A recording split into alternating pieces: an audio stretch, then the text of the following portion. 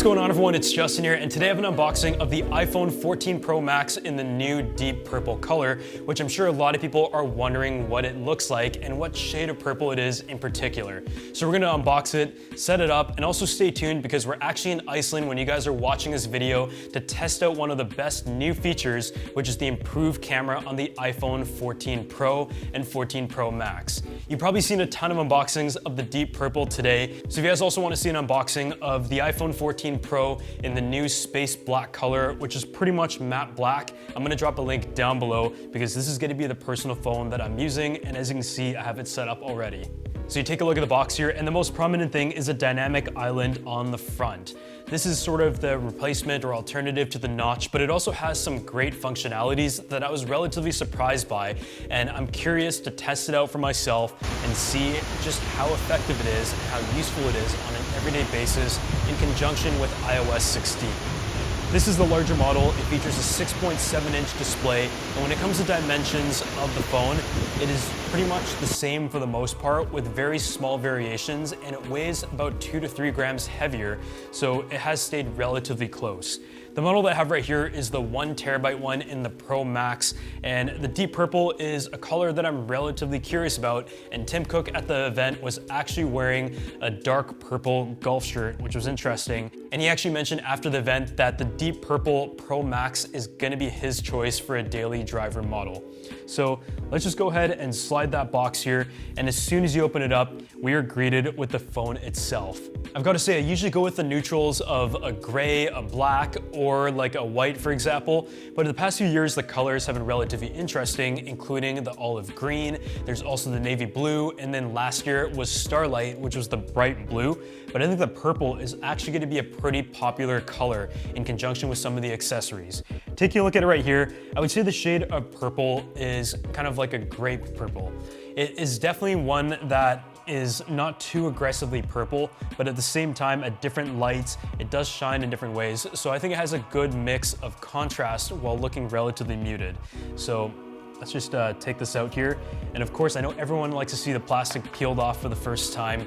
And you can also take a look at the stainless steel band around the edge, and you can see it has a really nice shade and hue to it. I know the choice of color is going to be down to everyone's personal opinion, but now you have 4 different options, including the gold, as well as the black, the white, and also the purple. And I've got to say my personal choice is still going to be the space black. I just like that matte black and simple look, but if you're looking for something a little bit different, I can see this one being very popular.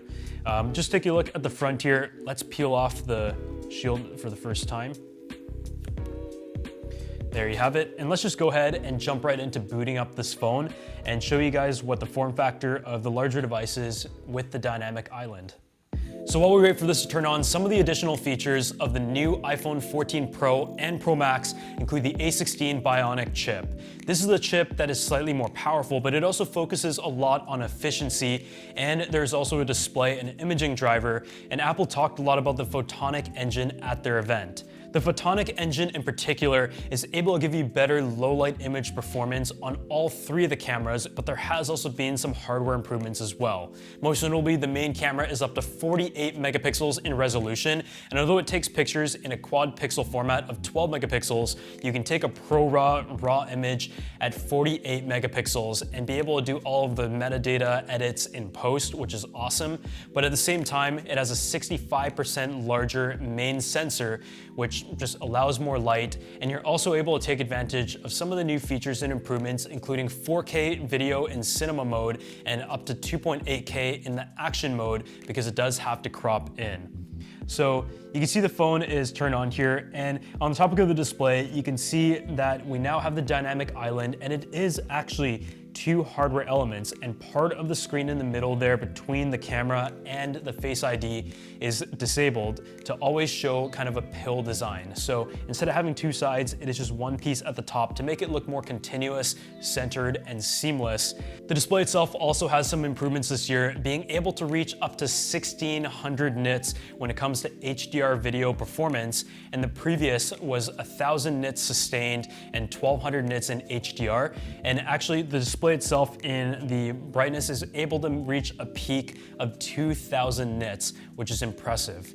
It also has an always on display, which is a feature that we're gonna go ahead and take a bit of a look at, because the always on display is a feature that people have been waiting for quite a while, and the actual refresh rate of the iPhone 14 Pro and Pro Max is able to go down to just 1 Hertz. So from an efficiency perspective, that is very important because the battery life of the device is pretty much the same. So even though it has a brighter display, it has more powerful elements, as a result of the chipset efficiency of a 4nm architecture, it is able to maintain that full day battery life claim.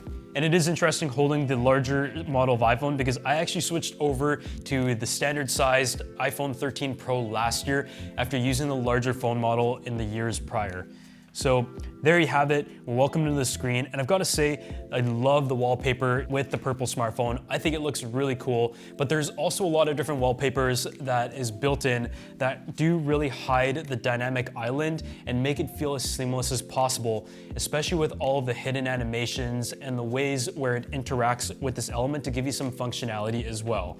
So one of the examples that they demonstrated at the event was just setting a timer, you slide it up, and you can see it now utilizes the dynamic island on the top to be able to access the timer right away, but by holding on it, it also gives you quick access settings there.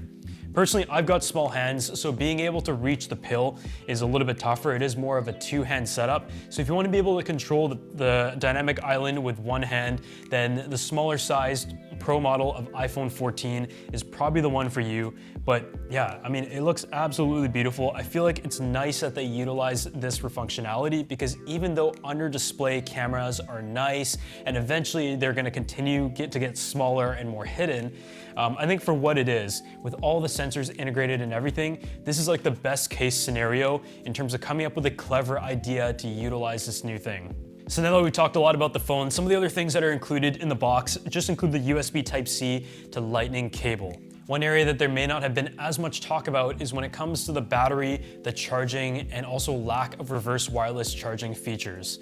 So yeah, at a glance, this is the iPhone 14 Pro Max in the deep purple color, and just let me know what you think in terms of the way it looks, the shade of it. I've got to say it looks very neutral in terms of its approach to purple, where it isn't too loud or in your face, but it's a very beautiful shade that, combined with the metal on the side and the frosted glass on the back here, as well as the camera elements, is one that I can see a lot of people going for this year. If you guys are excited for some more content of the iPhone 14 Pro and the Pro Max, make sure you go ahead and subscribe to the channel and let me know down in the comment section below if you have any questions that you'd like me to answer. And otherwise, stay tuned and I'll see you all in the next video.